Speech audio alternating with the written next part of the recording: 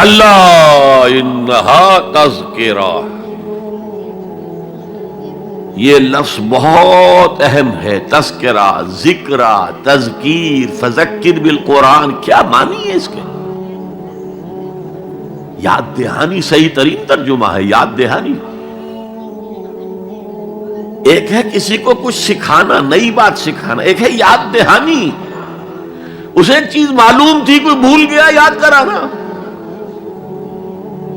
جیسے آپ کے کسی دوست نے آپ کو بہت قیمتی قلم دیا تھا، آپ نے اسے بہت سنبھال کر اپنے ٹرنک میں رکھ دیا. اب سال ہا سال ہو گئے، نہ دوست سے ملاقات، نہ وہ یاد. اچانک آپ نے کسی روز ٹرنک کھولا اور وہ قلم آ گیا، تو آپ کو دوست یاد آ جائے گا کہ نہیں؟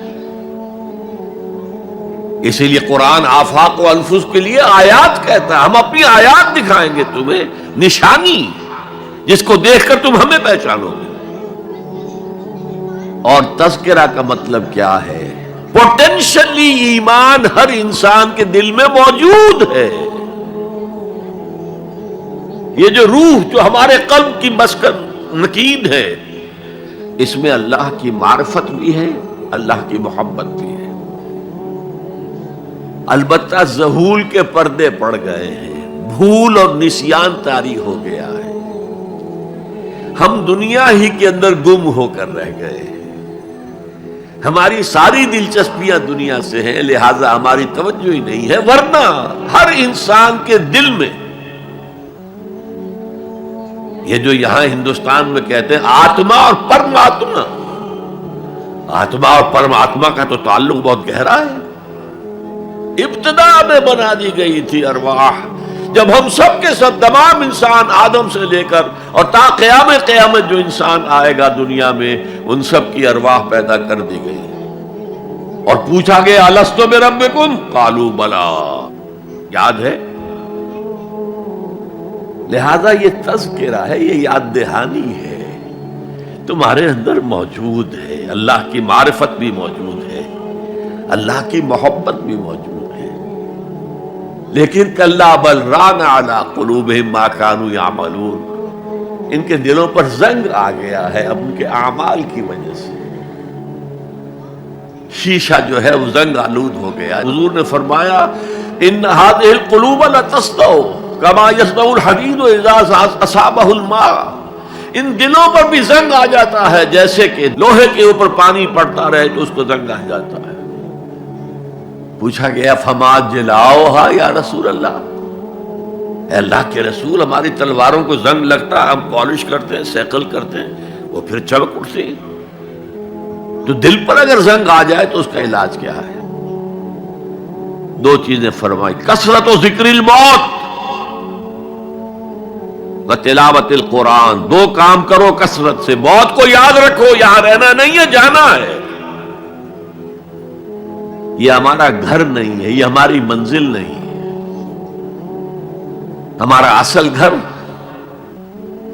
جو حضور نے فرمایا انما الدنیا خلقت لکم وانتم خلقتم للآخرہ، یہ دنیا تمہارے لیے بنائی گئی، تم آخرت کے لیے بنائے گئے.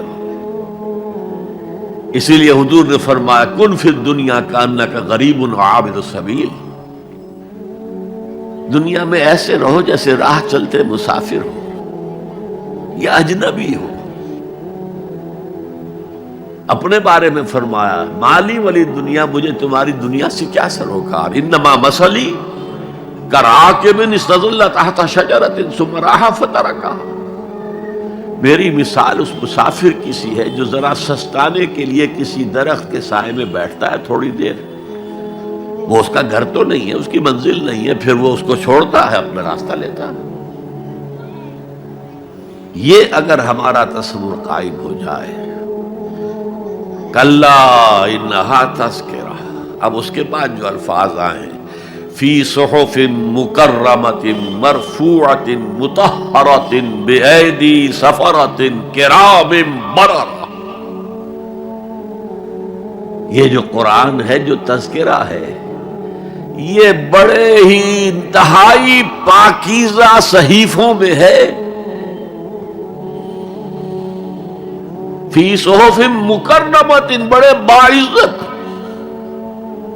مرفوعۃ مطہرۃ، مرفوع بلند اور انتہائی پاک، بے ایدی سفرۃ، یہ کن کے ہاتھوں میں ہے؟ لکھنے والے وہ فرشتے، بے ایدی سفرۃ کرام بررہ، جو نہایت باعزت ہے، بہت وفادار ہیں اللہ کے۔